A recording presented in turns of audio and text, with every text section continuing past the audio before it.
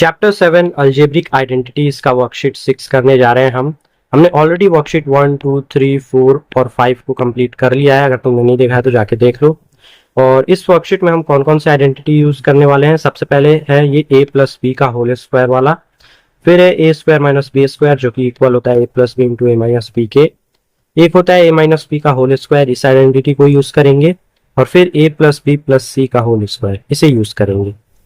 तो इन सब आइडेंटिटीज को अच्छे से याद कर लो, इसे यूज करते हैं। सबसे पहला क्वेश्चन है x square plus Z square minus 2xz। अब ये इस फॉर्मूले पे फिट हो जा रहा है जो कि है a माइनस बी का होल स्क्वायर। और यहाँ पे a किसके इक्वल है, x के, और b किसके इक्वल है, z के। इसे फॉर्मूले पे रखोगे तो तुम्हारा सिंपल इस तरीके से स्टेप्स लिखने अगर एग्जाम में आ जाएंगे तो। सेकेंड क्या है, 4x square plus 9y square minus 12xy।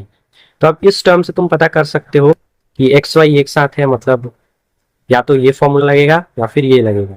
अब यहाँ पे क्योंकि माइनस है तो इससे पता चल गया कि सेम ए माइनस बी का होल स्क्वायर वाला लगेगा। अब इसमें देखना है कि ए क्या है, बी क्या है। सबसे पहले ये टर्म को उठाओ और इसे होल स्क्वायर में कन्वर्ट करने की कोशिश करो। जैसे ये है, इसे तुम 2x का होल स्क्वायर लिख सकते हो। इस तरीके से इस पूरे टर्म को ए मान लोगे। और सेम इस तरीके से 9y स्क्वायर को तुम क्या लिख दोगे, 3y का होल स्क्वायर। इसे तुम मान लो बी, और ये a माइनस बी का होल स्क्वायर हो जाएगा। तो इस तरीके से इसे तुम आंसर ला दोगे। थर्ड क्या है, अब देखो यहाँ पे प्लस आ गया तो, और a भी है तो यहाँ पे a प्लस बी का होल स्क्वायर लगेगा।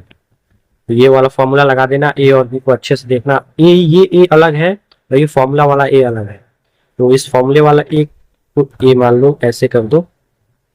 अब यहाँ पे जो a जो है वो क्या है, 8a।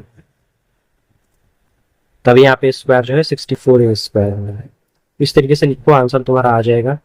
सेम यही यहाँ पे a माइनस बी का होल स्क्वायर वाला है। नेक्स्ट क्या है, फिफ्थ। अब यहाँ पे इसमें कौन सी आइडेंटिटी लग रही है, तो इसमें देखो सबसे पहले क्या किया गया है कि y कॉमन ले लिया गया है।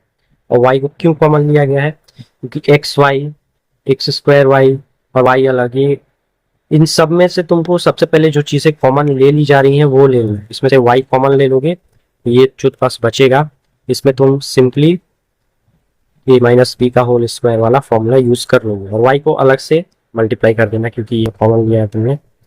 इस तरीके से तुम्हें बनाना है। घबरा मत जाना ये क्वेश्चन देख के, क्योंकि सबसे पहले अगर तुम्हारे सामने क्वेश्चन आए तो तुम उसमें से कोशिश करो कि कॉमन टर्म्स को बाहर निकाल लो, उसके बाद फॉर्मूला यूज करो। अब यहाँ पे भी कॉमन टर्म क्या बाहर आ जाएगा, 2a। ऐसे इसमें से 2a 2a 2a सब में से कॉमन ले लो। सबसे पहले कॉमन ले लेना है, फिर फॉर्मूले लगाना है। इसमें से क्या कॉमन आ रहा है, कुछ ध्यान से देखो। ये भी इवन है, इवन है, इवन है, तो 2 तो ऐसे ही कॉमन आ गया। इस तरीके से सबको कॉमन ले लेना है जो चीजें हैं, फिर फॉर्मूला लगाओगे, हमारा a प्लस बी का होल स्क्वायर वाला फॉर्मूला लग जाएगा।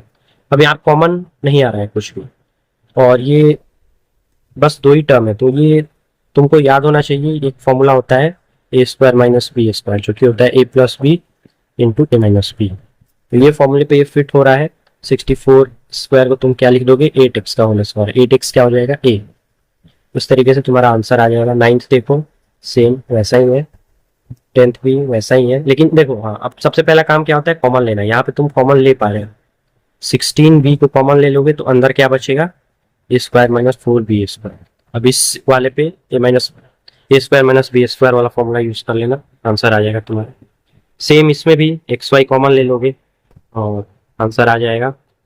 इसमें भी सिंपल करना है, इसमें तुम्हें पी स्क्वायर को ए मानना है, और 256 तो ऑलरेडी परफेक्ट स्क्वायर है तो उसमें 16 को बी मान लेना। Next 13th। अभी देखो इसमें क्या करना है, ये जो तुम्हारा b माइनस सी है, इस b माइनस सी को तुम्हें b मानना है, फॉर्मूला वाला b, और ये a को a मानना है। अब यहाँ से A square minus B square formula use कर लेना। 14th भी सिमिलर है, इसमें ज्यादा कुछ ऐसा हार्ड नहीं है। 15th भी, अब इसमें इस पूरे को मान लेना, फॉर्मूला वाला है। नेक्स्ट देखो 16th।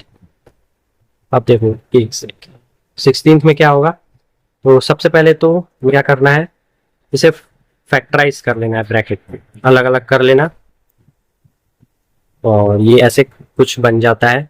क्यों, क्योंकि इस वाले को तुम एक अलग वाले फॉर्मूले पे रख सकते हो। कौन सा फॉर्मूला,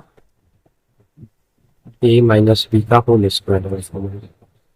ए और बी इसमें फाइंड कर लेना, और फिर ये इसको तुम 5p का होल स्क्वायर बना लोगे। इस तरीके से इस वाले क्वेश्चन में दो दो फॉर्मूले यूज हुए हैं, तो ये एक इंपॉर्टेंट क्वेश्चन है इस वर्कशीट का।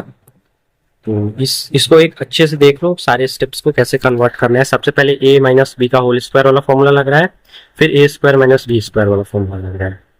16 इसमें भी देखो इतना पड़ा है। अब ध्यान से देखो X Y Z, X Y Y Z और जेड एक्स, ऐसा जब भी तुम्हें दिखे ये समझ जाना कि तीन टर्म का होल स्क्वायर पूछ रहा है।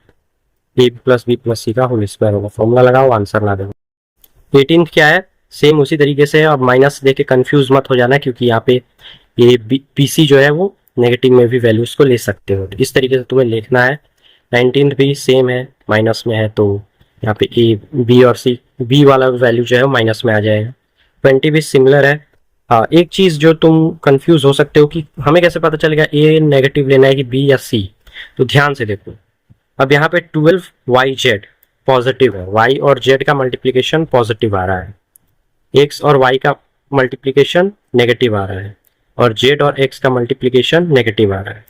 तो यहाँ पे ध्यान से देखो, इन दोनों में कौन सा कॉमन है, एक्स। एक्स के इंडिपेंडेंट वैल्यूज आ रही हैं, और यहाँ पे प्लस आ रहा है, तो ये और ये जब नेगेटिव होगा तो ये प्रोडक्ट नेगेटिव बन जाएगा, और इन दोनों का प्रोडक्ट पॉजिटिव बन जाएगा। इस तरीके से तुम्हें सोचना है, और सिमिलरली यहाँ पे भी उसी तरीके से सोचोगे तो तुम पॉजिटिव और नेगेटिव अपने आप से पता कर लोगे। इस तरीके से तुम्हें सॉल्व करना है। नेक्स्ट हम अगले वीडियो में करेंगे।